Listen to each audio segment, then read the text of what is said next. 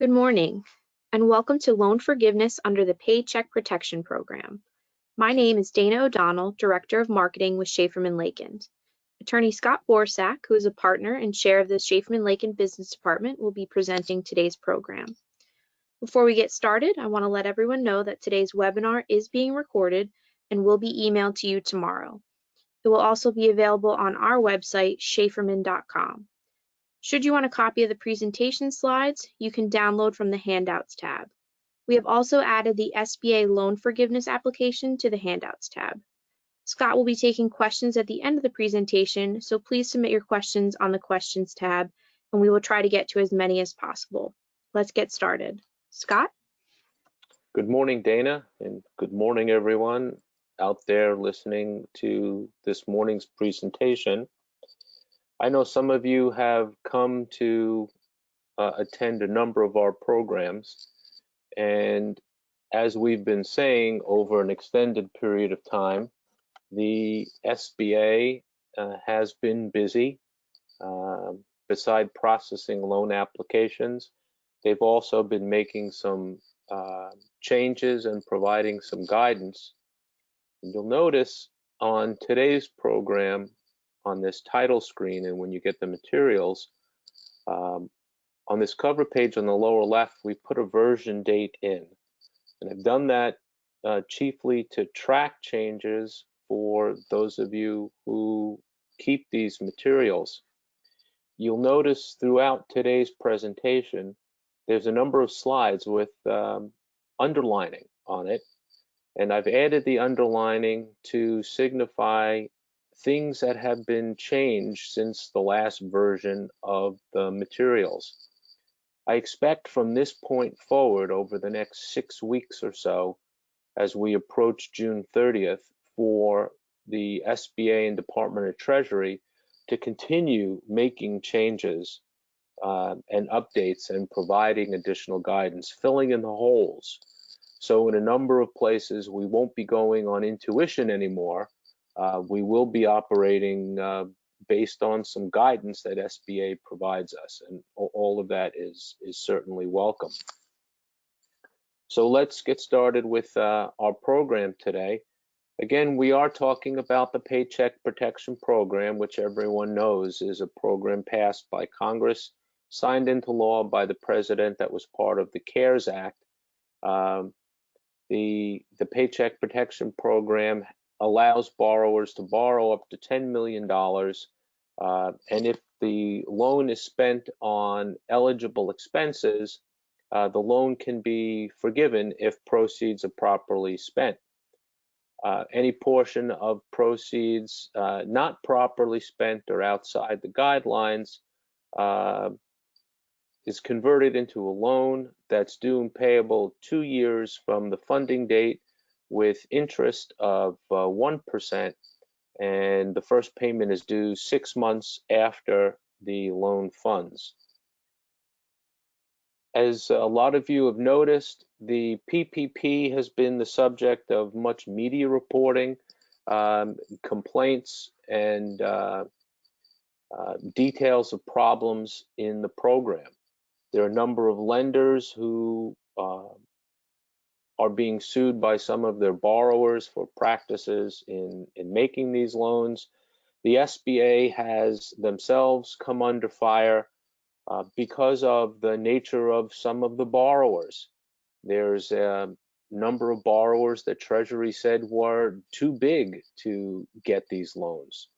Borrowers who didn't need the loans because they had sufficient economic and financial strength without participating in what amounts to a government grant program.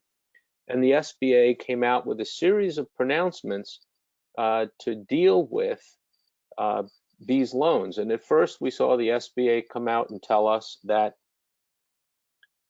borrowers had until May 7th to figure out whether the certification made on the application that the funds were necessary to allow the business to continue to operate through financial uncertainty, that deadline would have allowed borrowers to turn money back in. And some of you may recall there were upwards of 77 publicly traded companies. A number of them turned their funds back to the SBA by May 7th. Well, before the 7th came and went, the SBA extended the date to May 14th and urged borrowers to make sure that indeed they did require these loans and that the SBA was going to look seriously at those applications after the 14th to make a determination of whether the certification of financial necessity was made in good faith. But it wasn't until May 13th that we actually saw more guidance from the SBA. And on the 13th, we were told that the SBA is going to assume that all loans under $2 million were necessary. SBA speak for they're not going to look into the bona fides of the certification made by the borrower. So if the loan was under $2 million, it would be assumed without asking that the loan was proper and the borrower needed the funds. The SBA told us that if there were affiliates of borrowers who got loans, that we would look to all of the loans of the affiliates in making a determination of this $2 million safe harbor. So if a borrower was part of a group and the group received in the aggregate $5 million of loans, you couldn't take advantage of this safe harbor. Now, the SBA didn't provide any guidance on necessity. We still had the May 14th date, and a couple of hours after the first round of guidance came out on the 13th, the SBA quietly extended the return date to May 18th. But there's nothing about any of the guidance that they published that told us exactly what they were looking for in analyzing financial necessity. That May 14th date came and went. So as we sit here today on the 20th, any borrower with funds couldn't qualify for a safe harbor because there's no means to return funds to the SBA under that last grant. What the SBA told us, though, and this is one of the important parts, what the SBA told us was that if on review, the SBA determines that a loan was not necessary, that a borrower did not make the good faith certification of financial need, so long as the borrower repays the loan, the SBA is not going to refer that borrower for investigation, and there wouldn't be any criminal penalties for what they would argue was a false certification. So the most important thing that came out of the May 7, 14, 18 guidance was that if a borrower repays a loan, the SBA isn't going to ask any questions about whether the certification made on the application was proper. And I know there was a lot of hand-wringing amongst a number of different borrowers about whether there would be some penalty, whether there would be an investigation. And I know a number of borrowers did turn funds back either on the 7th or on the 14th. This guidance was worth waiting for and allayed the concerns of borrowers who retained funds and continued in the program. So when we're talking about applying for forgiveness, there are basically 4 inquiries that the SBA is going to take us through. And those of you who have taken a moment, or in some cases an hour, to look at the SBA application for forgiveness under the PPP, you'll see that there's these various inquiries are tracked through in a number of different places. So the first test we talk about is a reduction in headcount when we look to the 8-week covered period as compared to one of 2 periods that are identified in the law. Our second test is a reduction in individual salary of employees, comparing the salary that employees are paid in the 8-week covered period to the first quarter of 2020. The third inquiry looks to whether the borrower has spent funds on eligible expenses, payroll, utilities, rent, and business mortgage interest, although by guidance, as you'll see later, this business mortgage interest category and the rent category have been expanded. And we have 2 time frames in which we can spend funds. One of the time frames gets us forgiveness. One of the time frames gets us a loan. Now, the statute provides that funds can be spent from February 15th to June 30 of 2020. So after June 30 of 2020, you can't spend any of these funds unless the June 30, 2020 date is extended. I will tell you that last Friday, the House of Representatives did pass in a close vote what's called the HEROES Act. And the HEROES Act has provisions in it that modify the PPP program. One such modification is to extend the June 30, 2020 date to December 31st of 2020. I don't want to get anybody's hopes up. The Senate has said that the HEROES Act is dead on arrival. I think the White House has suggested that the president has his veto pen ready should this legislation find its way to the other end of Pennsylvania Avenue. I think there's several provisions in the HEROES Act that do stand a chance of being passed. We just have to watch this as it develops.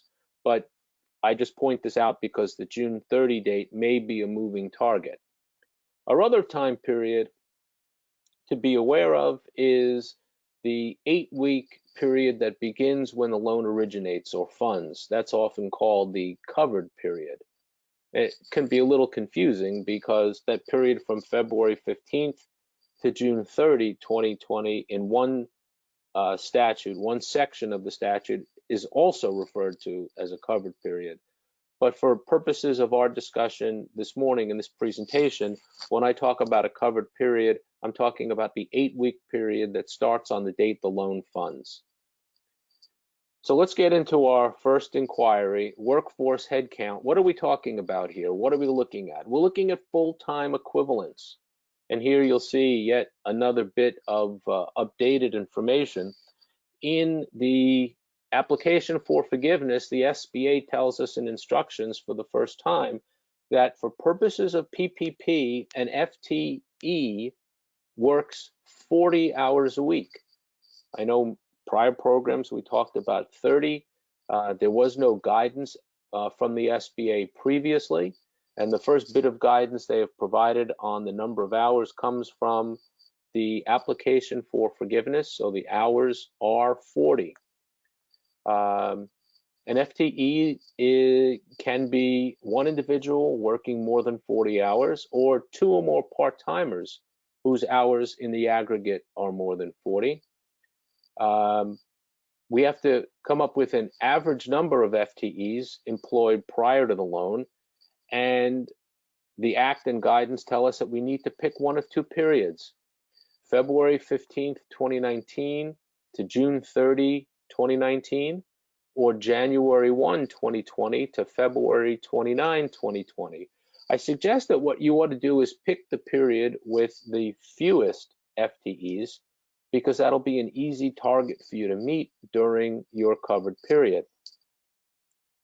There is different choices for seasonal businesses, and we're going to be posting a blog post at our website in the next few days about the differences for seasonal businesses and the measuring periods, but more to come for the seasonal employees.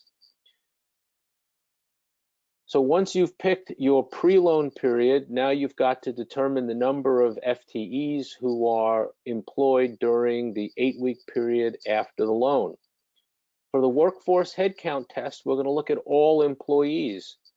All employees who are on payroll during the affected periods are going to be counted. It doesn't make a difference what these employees make. If they're employees, they either go in as an FTE or as a part-timer, but we consider everybody involved. You'll see some of the other tests that we'll talk about in a little while that only look to individuals whose compensation is under $100,000. But here, compensation isn't a concern. As to the workforce test, we consider everyone. So we determine the average number of FTEs per month during selected period. One period is 2 full months, another is 4.5.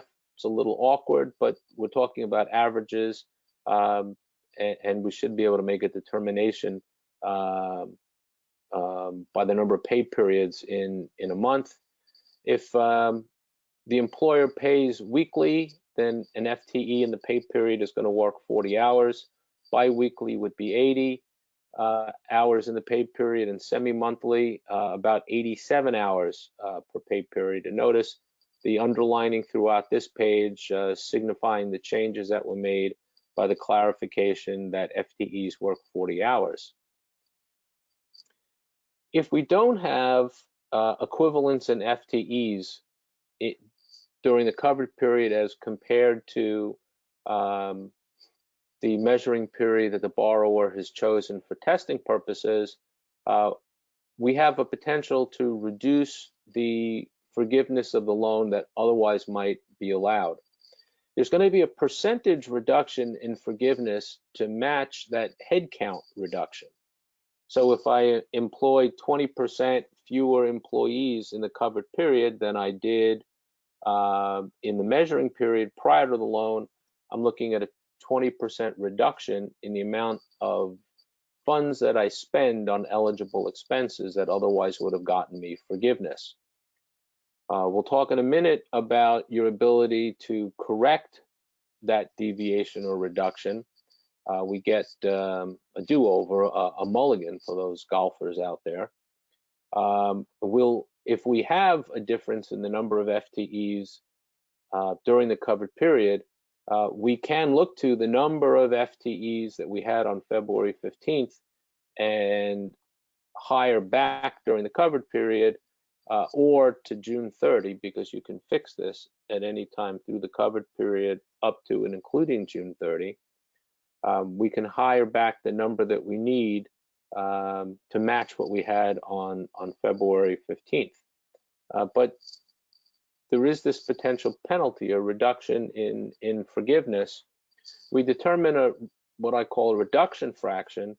It's the number of FTEs after the loan divided by the number of FTEs we had in our measuring period before the loan. That reduction fraction is multiplied by the eligible expenditures, and that gives us a dollar amount that serves as a reduction in the amount of otherwise eligible expenses that could have been forgiven. So that means that we're going to have to pay back some part of this loan. The SBA gave us some guidance on computing FTEs, and what they've suggested is that we determine the average employee hours worked in a week, divide by 40, and round to the nearest tenth, capped at 1. So if you have an employee who's worked 45 hours, 45 divided by 40 obviously is a number higher than 1. We stop at 1. That individual gets us 1 FTE.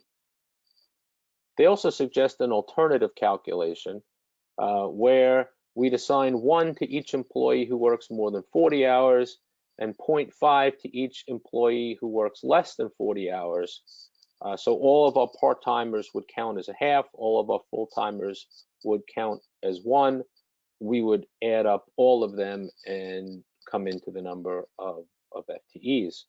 I'd suggest there is also a third way of figuring this out, where you could take the total hours reported in a pay period, divide by 40, round that number to the nearest tenth, and that would give you FTEs.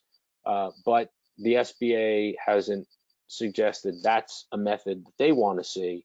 So we need to give them either one of the two methods that they've asked for, either the 1.0.5 or you go employee by employee dividing by 40. So there was a do-over here, the computational mulligan. If a borrower had a reduction in force from February 15th to April 26, 2020, we can undo that reduction in force and ignore the changes that we saw, the adverse result in the FTE test. We need to rehire some portion of laid off employees to get us an excuse from this reduction in force. The restoration has to occur on or before June 30. So this date continues to be pounded into our heads. We just need to know how many of these FTEs to rehire. What the Act tells us is that we only need to hire the number of FTEs so that our average during the covered period is the same as the number of FTEs we had on the payroll at February 15th. Now, I know February 15th, 2020 is a Saturday, and there are some employers who aren't operating on Saturday. That doesn't mean that your FTE number is 0. You had a workforce on Friday, and you'll have a workforce on Monday that bookend February 15th. How many people did you expect to show up to work on Monday? How many showed up on Friday? Probably the same number. Your workforce doesn't change because people have gone home for the weekend. But that February 15th date, the period that includes the February 15th date, is the target you need to hire back to. So if you hire back to that target during the covered period or as late as June 30, then the FTE reduction is forgiven. Actually, it's excused. I don't want to use forgiven in this context. So the reduction in FTEs is excused. But merely bringing back the employees and getting them on payroll isn't enough. We have another test, the salary reduction test. And if you merely bring the employees back onto payroll or you hire new employees so that you get to your February 15th number, you still have to satisfy another test. You still have to spend the money. So as to the workforce headcount, if you had employees A, B, and C in the first 2 months of 2020, and you fired them, and then you rehired employees D, E, and F, who were paid the same amounts as A, B, and C and worked the same hours as A, B, and C, you would satisfy the FTE test, but you wouldn't satisfy a salary reduction test, which we're going to talk about in a moment. The rehire only helps us with the FTE test. So let's take an example of operation of headcount. So in this example, we have 8 average FTEs before the loan, 6 FTEs after, with 7 FTEs on February 15th. So we've had a 25% reduction in workforce. 6 divided by 8 is 3/4 or 75%. We have 2 fewer FTEs. So if we did nothing else, only 75% of our eligible expenditures would be forgiven, and we'd have to repay 25% of the loan. Our remedy, as we've just talked about, is to hire 1 employee. The reason I say 1 employee is we had 7 FTEs on February 15th. And if I hire the February 15th number, in this case 1, to take me to 7, then I have reached the mulligan point. And so long as I hire that individual back on or before June 30, I don't have to worry about the FTE or headcount test. I do have an issue with paying employees, but I don't have a headcount issue. And as we'll see when we get to the salary reduction test, this strategy of hiring 3 new employees can become a problem. So as to payroll reduction, we're looking to the salary of each employee who was paid no more than $100,000 annually. So unlike the headcount test where we counted all the employees, the only employees that we're concerned about in the payroll reduction test are the ones who are paid less than $100,000. Basically, you can do whatever you want to the salaries of those making more than $100,000. It's those under who are protected. What we're going to do is we're going to look at the payroll records for, in our case, the first quarter of 2020.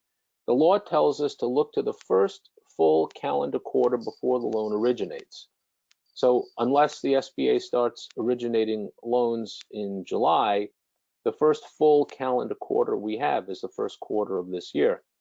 We're going to look to the salary of each employee who was paid in the first quarter and find them, hopefully, as employees in the 8-week covered period after the loan originates. And we're going to measure the salaries that they got in the covered period against the salaries that they would have received using the same rates that they were paid during the first quarter. Again, we're not testing the salary of any employee who was paid over $100,000. If we have employees who didn't work in Q1, but they are being paid in the covered period, there's nothing to test them against. They're all good hires. They can't have their salaries reduced if they weren't working in the first quarter because they had no salary in the first quarter. The law requires each employee who was paid in Q1 to receive at least 75% in the covered period of what they would have received looking at how they were paid in the first quarter of the year. This test is specific to employees. We're not looking at gross payroll of the entire company, but we're actually testing individual employees. And I have empathy for some of our borrowers who have 100, 200, 300 employees. This is going to be a labor-intensive test, but fortunately, we have tools like Excel, which can automate some of the testing process. But we're actually checking individual employees. And it's because we're testing individual employees that new hires won't make a difference here. Going back to our ABC example, if employees A, B, and C are discharged and their discharge isn't excused for one reason or another that we'll talk about later, and hire D, E, and F, 75% of the salaries that A, B, and C would have been paid create a reduction of our eligible forgiveness because those 3 employees aren't getting anything in the covered period. So we're doing a comparison of payroll. We're looking at the 13 weeks of the full calendar quarter, which here is first quarter of the year, as we've been talking about. And we're comparing that to the 8 weeks following loan origination. We're left to compare 8 weeks to 13 weeks. We haven't gotten any guidance on this yet. What I suggest that we're looking at is an average pay period in the calendar quarter, compute that average, and then compare the average pay period to the pay periods during our covered period, our 8-week period after the loan originates. I'm certain we're going to see some more detail from the SBA about this. And again, as I've been mentioning, we have to pay those Q1 employees at least 75% in the covered period what they would have received using the Q1 rate. To the extent we don't make 75%, that deficiency is going to be subject to a reduction in the amount of our expenses that would otherwise be available for forgiveness.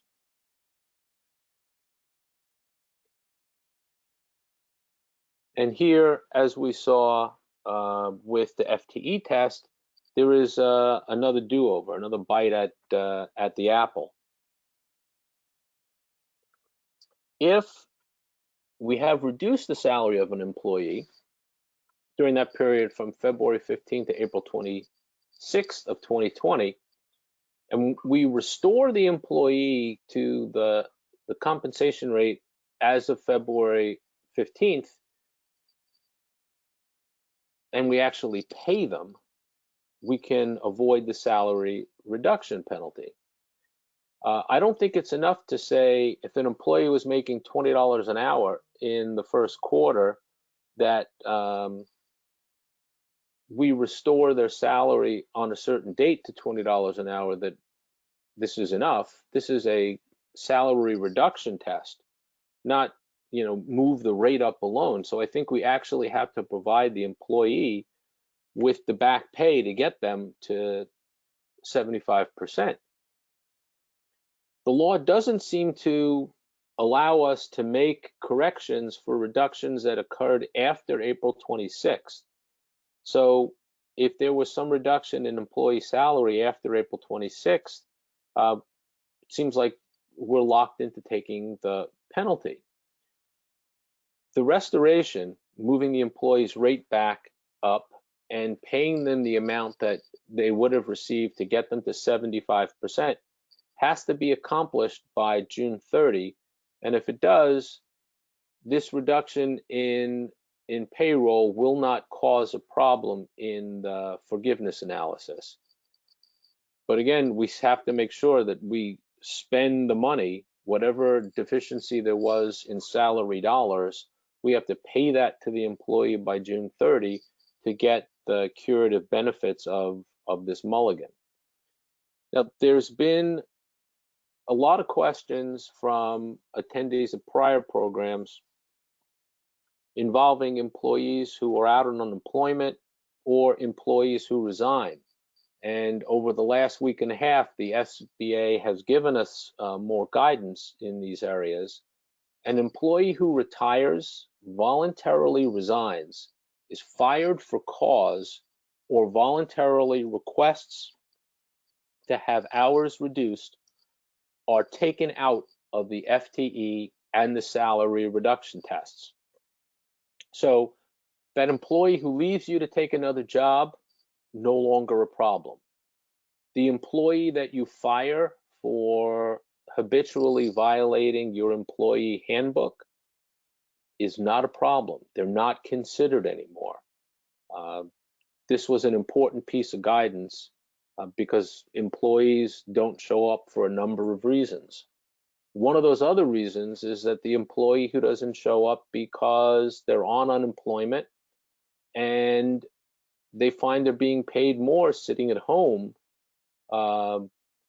watching cable news or Tiger King or whatever we're watching. They're certainly not sitting home watching these webinars. An employee who's on unemployment and refuses to return can be ignored if the borrower offers the employee their job at the same hours and same compensation, and that offer is made in writing, which advises the employee that their failure to return to work could jeopardize state unemployment eligibility. The point here is that we're trying to impress upon the employee that their failure to return to work could constitute abandonment. And under the unemployment insurance statutes in most states, if you quit or abandon your job, you're no longer eligible for unemployment. So the SBA said if you have an employee in that situation, you apprise them of that circumstance and they still refuse to come back, then this employee also can be ignored for the FTE and salary reduction tests. So these are major points in consideration of employees in these two tests.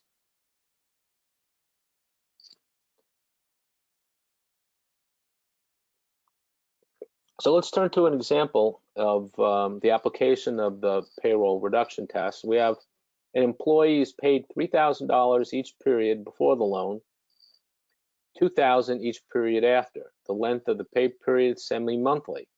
So the average salary before is $3,000 per pay period, or $18,000 over 12 weeks, $12,000 over 8 weeks.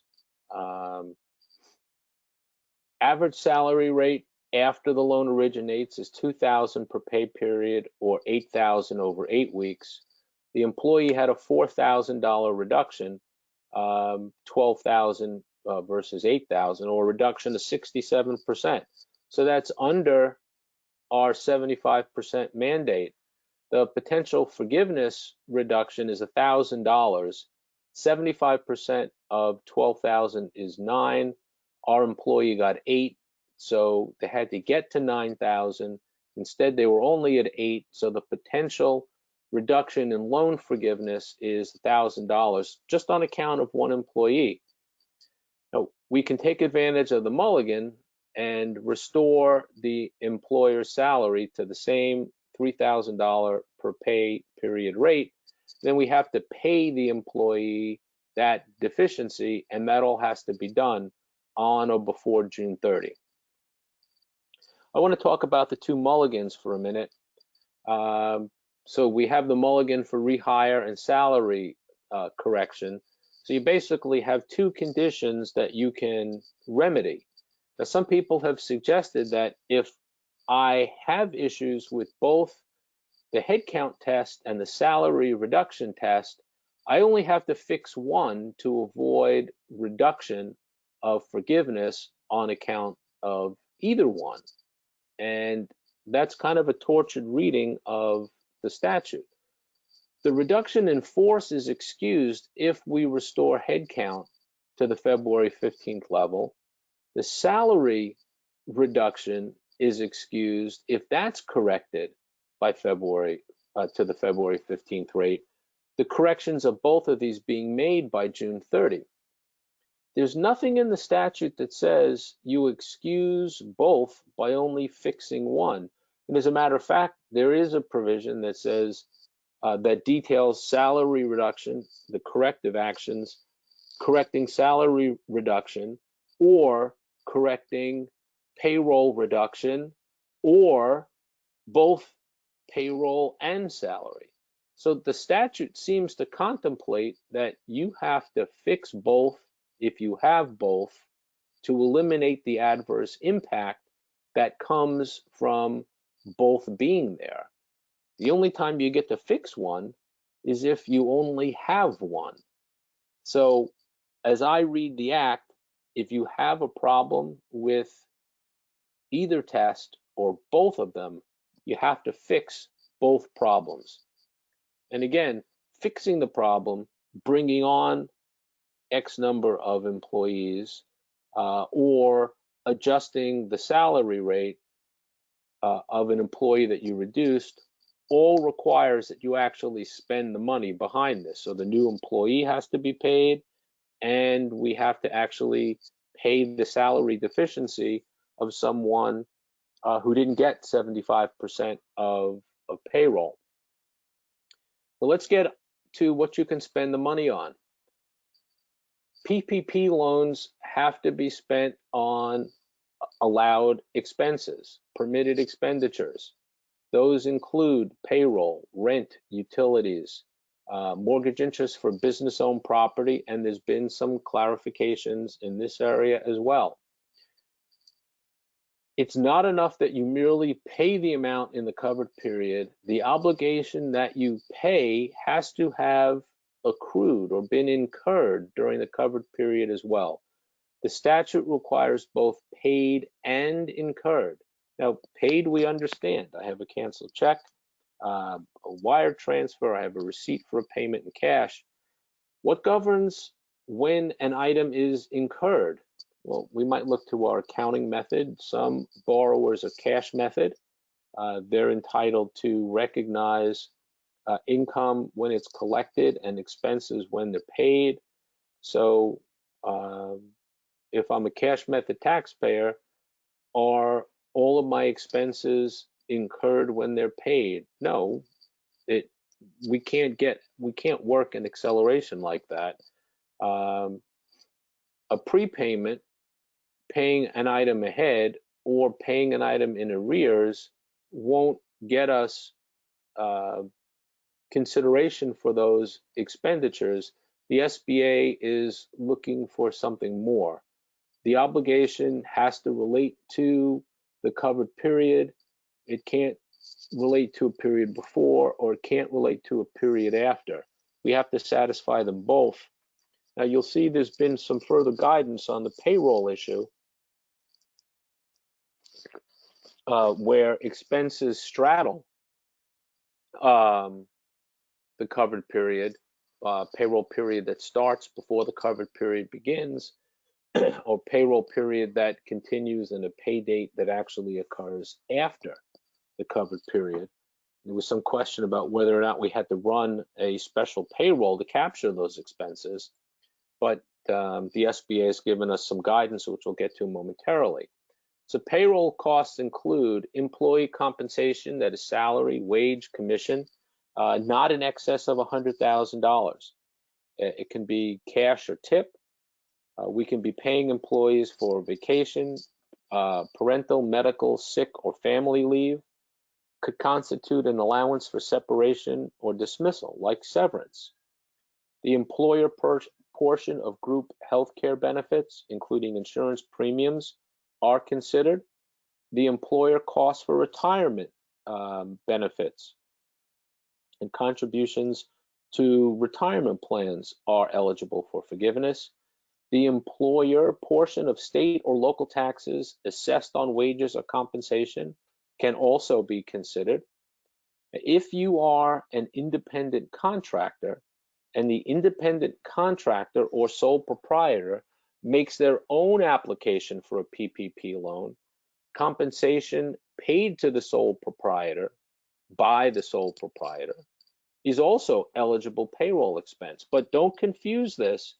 A borrower who hires an independent contractor can't claim the amounts they pay the independent contractor as wage compensation, the way they do for employees. The independent contractor can make their own application. So a borrower who is not the independent contractor, him or herself, cannot treat the amount paid to the independent contractor like they do employee wages. Compensation paid to a partner of an entity taxed as a partnership is also eligible as compensation to the extent the amount is subject to self-employment tax, but not at a rate in excess of $100,000 a year. During the course of an 8-week covered period, $100,000 limitation means that no employee can get more than $15,384 and change, which is basically $100,000 divided by 52 times 8. I know some people want it to be a different number. They'll take 100,000, divide by 12, and multiply that by 2. Doesn't quite work out the same. The number rounded up is 15,385. The other payroll costs outside of compensation for health insurance and retirement benefits and state and local employment taxes that are paid by the employer are not capped by the 15,385 figure. 15,385 is compensation paid to the employee. There doesn't seem to be a cap on the other employment-related expenses. As I mentioned earlier, employer cannot pay their independent contractors with PPP proceeds and claim forgiveness on the amount paid. You can't claim compensation paid to employees who are based outside of the United States. The employer can't claim the employer's share of federal employment-related taxes, FICA, FUTA, Medicare, and payments made for sick leave and family leave wages that the employee receives a credit for under the Families First Coronavirus Response Act are also not eligible expenditures of PPP money for purposes of computing the forgiveness. So I mentioned a couple of times about guidance coming from the SBA about payroll periods that straddle the covered period. The SBA has just recently told us in the application for forgiveness that billing periods that start before the covered period or payments made after the end of the covered period can get some special consideration.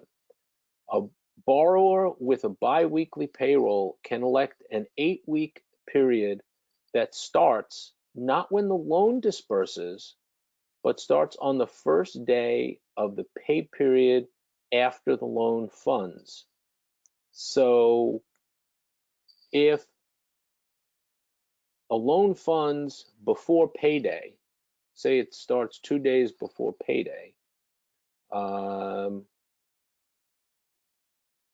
sorry, the loan funds after pay period starts, but before the end of the pay period, a borrower can elect to move the start of the covered period to coincide with the beginning of the payroll period, and then run their alternative payroll covered period 8 weeks from that new date, so that the pay period at least coincides with the covered period.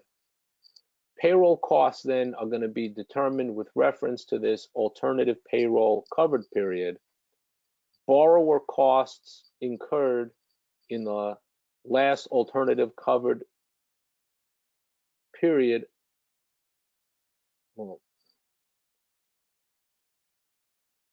So the portion of the payroll that carries over beyond the alternative covered payroll, so long as the payroll costs are paid in the first payroll after the alternative covered period ends, will be considered as if it was expended inside of the covered period. So what we get from the SBA here is some grace. We can slide the start of the covered period to coincide with our payroll cycles, and the last payday, which falls outside the covered period, so long as it's the first payday immediately after the covered period ends, to the extent that we had expenses accrued and accrued in the portion of that pay period that ended on the covered period, the fact that we actually paid it outside the covered period won't be to our detriment. We won't have to arrange for a special payroll. The portion of that last payment allocated to the number of days remaining in the covered period before it ended will get credit for the forgiveness, notwithstanding the fact that it was physically paid outside of that date.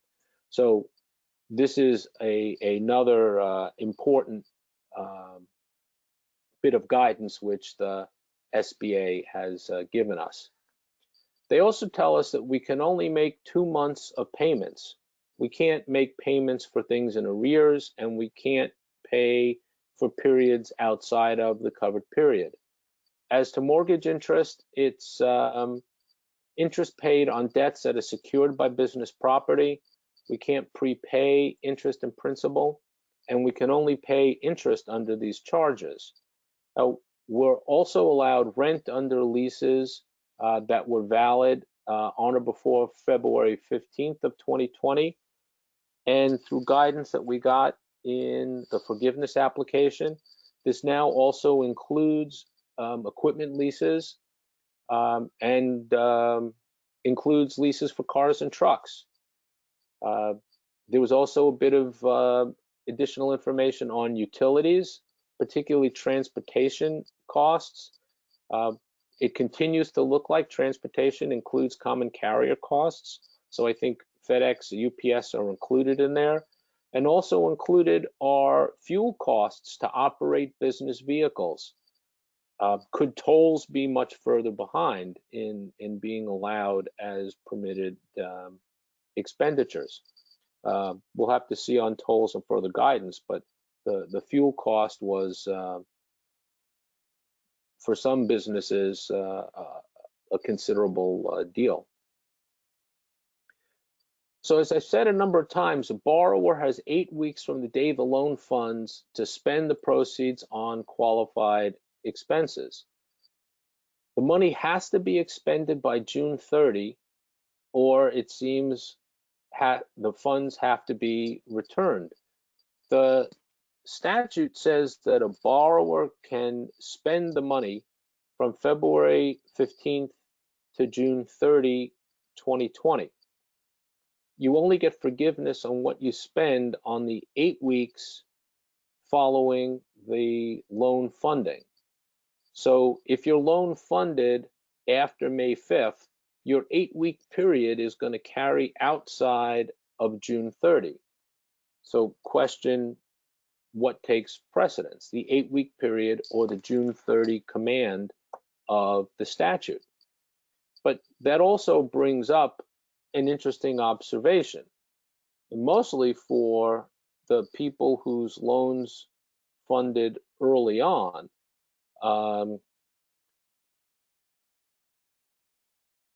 I guess it would have equal application for some people who funded later. The statute allows for spending on expenses from February 15 to June 30. I could construct an argument that says that you can spend money on obligations for things on the covered list that you didn't actually pay until you got these funds. Because they relate to a period before your covered period, if you spent on them, you wouldn't get forgiveness. That would constitute a loan that you'd have to pay back, because you can only get forgiveness on eligible expenditures made during the covered period. But if the Act says you're allowed to spend on things that were incurred or relate to this larger February 15th to June 30, it's possible that those who funded late and didn't pay some of these expenses prior to the loan can use this money to pay those expenses and then be obligated to repay them to the government at 1%. The same thing for those who funded early, who have those expenses outside the covered period to June 30. You can pay those eligible expenses and have to pay the government back at 1% over the course of 2 years. But it seems to me once you get to June 30, if you have money and that date isn't extended, you have to give that money back. But the only expenses that you're eligible for forgiveness for are those which are paid and incurred in the 8-week period that starts with the loan origination. Anything you do for the period before or after up until June 30 seems to me is a loan that you have to pay back. So now that we've got this application for forgiveness, we're beginning to see what it is that the SBA is going to ask for specifically. We'll have future programs that will run through that application in more detail, try to go line by line.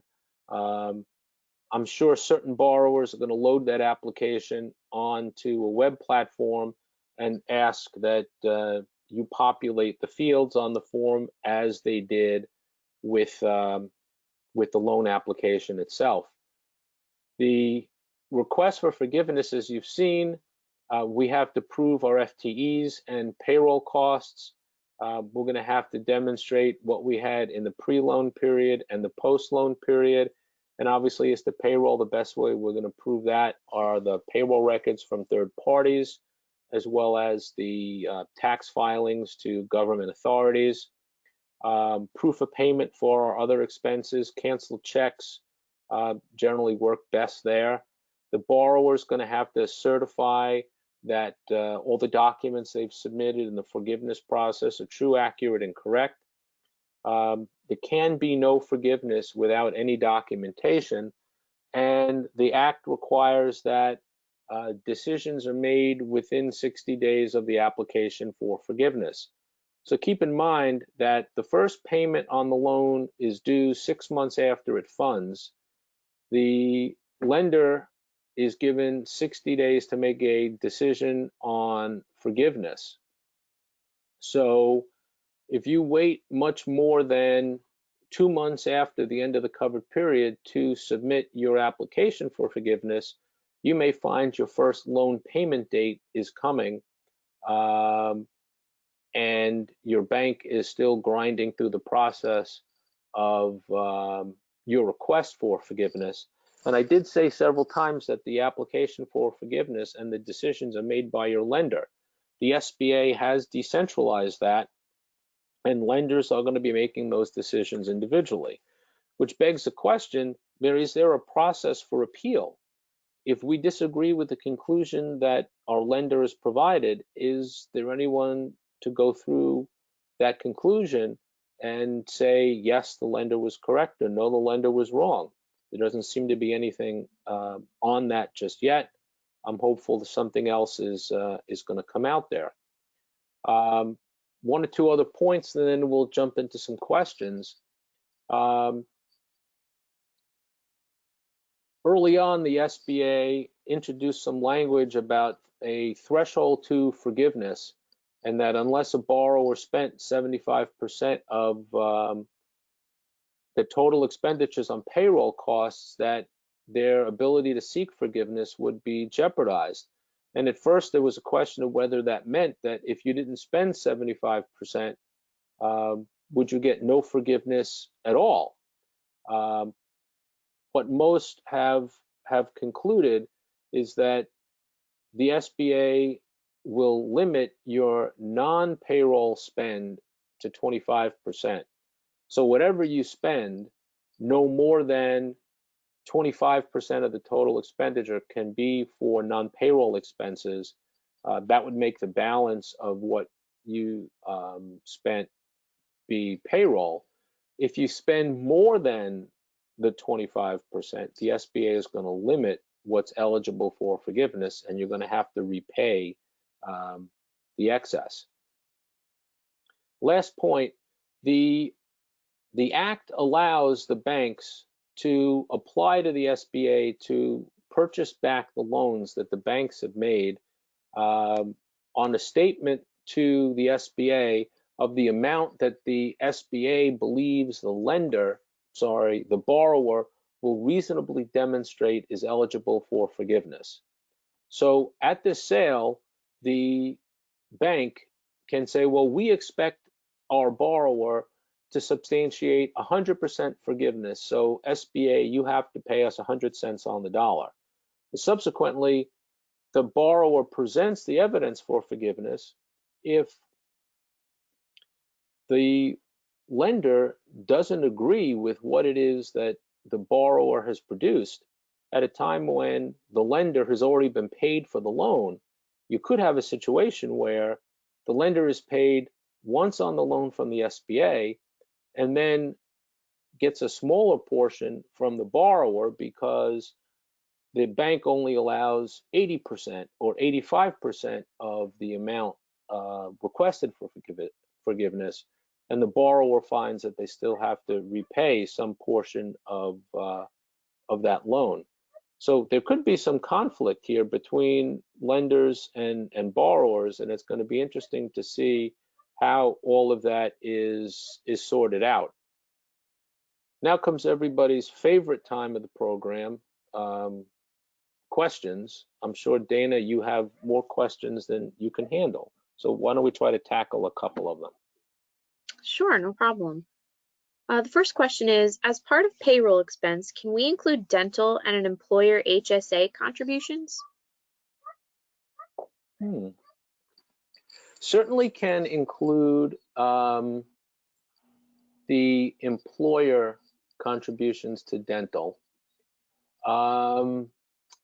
HSA, I mean, if you take the statute literally, it says healthcare benefit, and HSA is indeed a healthcare benefit.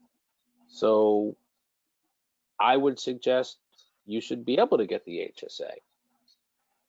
The government might suggest that because the HSA accrues from year to year, that we ought not to be allowing those contributions. There's no guidance on the subject yet. I would argue it's healthcare and should be treated the same way as an insurance premium. We usually correspond with our employees by text and phone. An employee on his own requested a furlough and is now not responding to our texts and phone calls to come back to work. Is a text considered written correspondence? Another good question. I would suggest that if we're going to claim the benefit of the callback refusal, that you write a separate letter. Written communication is generally thought of as something involving a piece of paper, and email and electronic means are usually outside of a written communication. So I would suggest you send a letter there. If I can't use the funds by the deadline and want to use them for another purpose, can I use them after June 30th and it just turns into a 24-month loan? As the law stands right now, you can't spend the money after June 30 on any purpose. So unless the law is changed, I would say June 30 is a hard date. If you can't spend it by then, you got to turn it back. Can taxes on state disability payments be used as payroll expense even if the employee is not working? Taxes on state disability expense? Well, there is an employer contribution to state disability insurance. That can be an eligible spend, but the amounts that are being paid to someone on disability are not considered paid by the employer.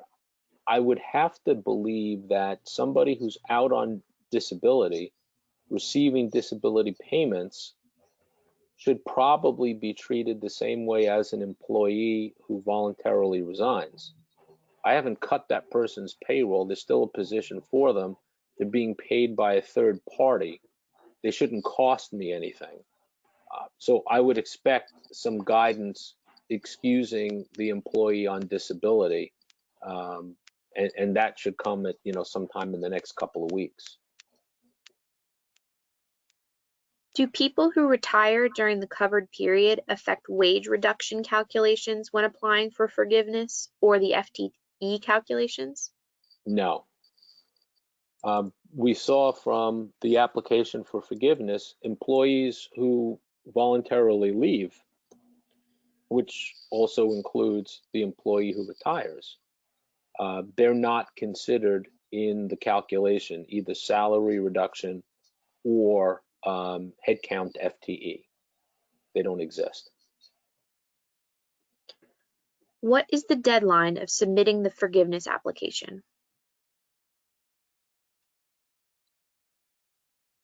As of now, there's no hard and fast deadline. But knowing that the banks can take 60 days to process the application, and knowing that the first payment is due 6 months after the loan originates, and your covered period is roughly 2 months,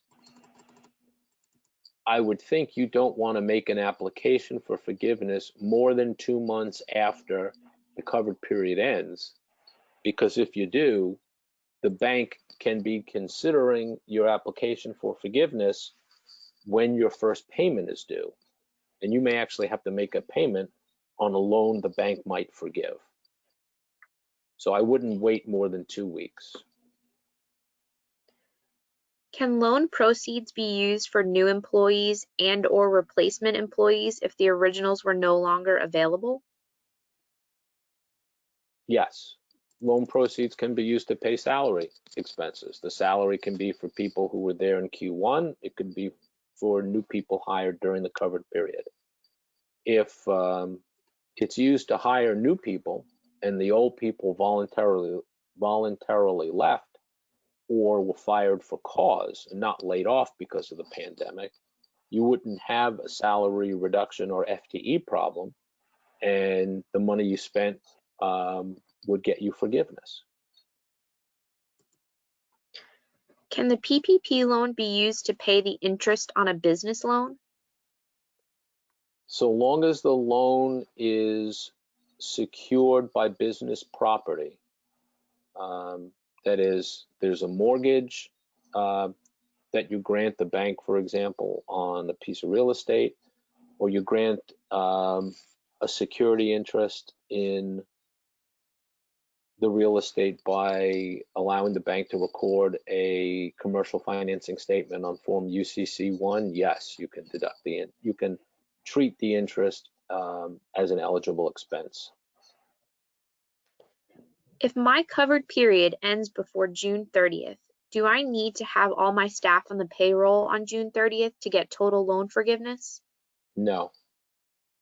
There's nothing in the act or the guidance as it stands today that deals with persistency, keeping the employees on after the end of the covered period. If you've satisfied the FTE test and the salary reduction test during the covered period, you pay out all the money that you borrowed from your lender. You have no more money and you have no operations on June 29th and you lay everybody off, you won't be penalized for that. I received my PPP money on May 9th. Can I pay my employees back pay for April?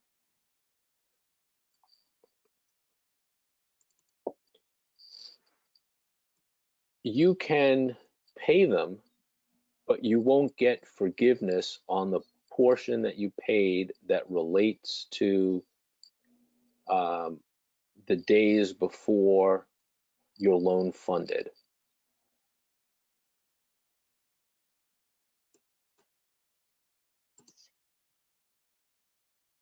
Does FTE average have to be the same as the number of employees reported on the PPP application? No, it does not. And I was one of the people looking at that initial application thinking, gosh, they must really mean FTEs. Why else would it be here? But no, FTEs and employees are different. What if you have a commission-based employee? I can still pay them. I just can't pay them more than $15,385 in the covered period and get forgiveness. You know, I can pay them whatever they've earned based on the commission structure, but I can't include in my application for forgiveness compensation more than $15,385 for that employee. What if one employee had planned to leave February 29th? Does he still count as a reduction in the workforce?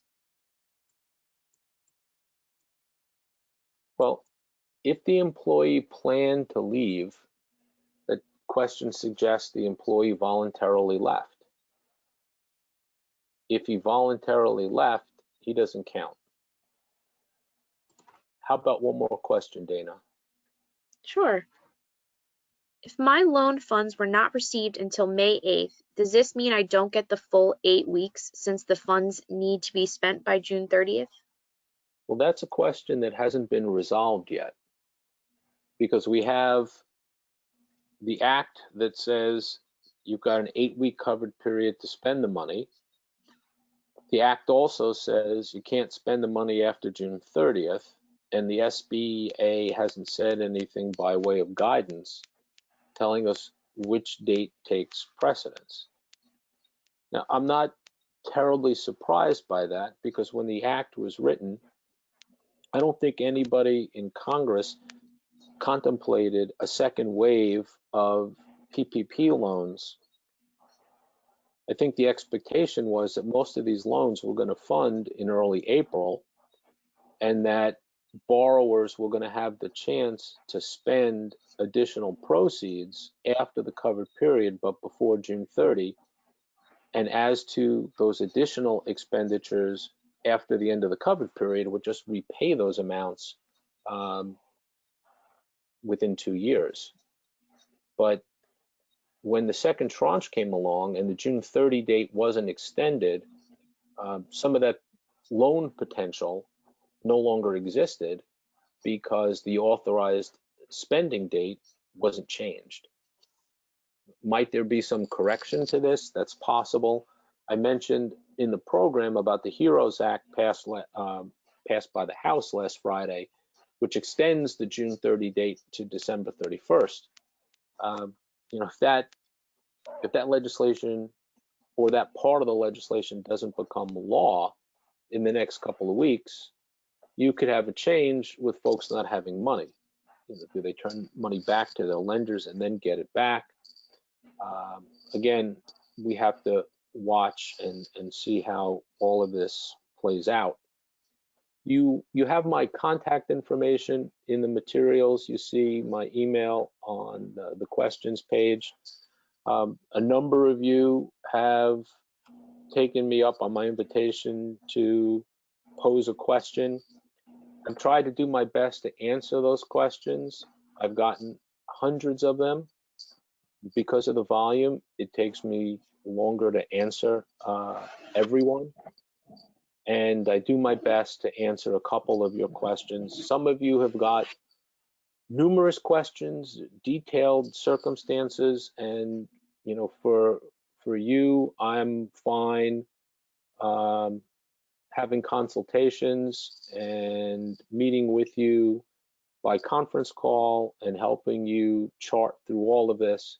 This is complicated stuff, and you all deserve some assistance to get this done, and we're happy to spend the time to provide the help.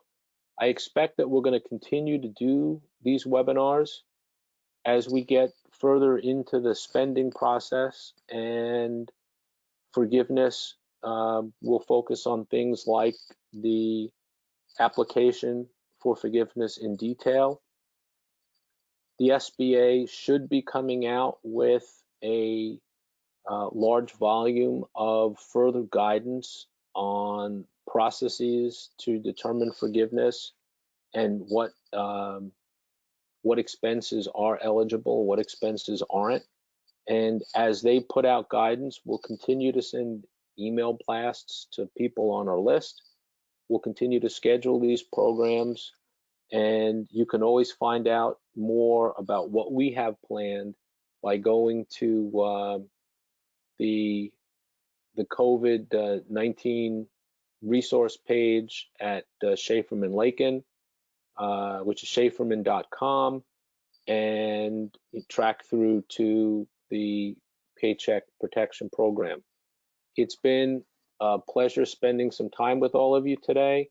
I hope to get the opportunity to speak with some of you as your own questions come about. Thank you for attending, and have a good day.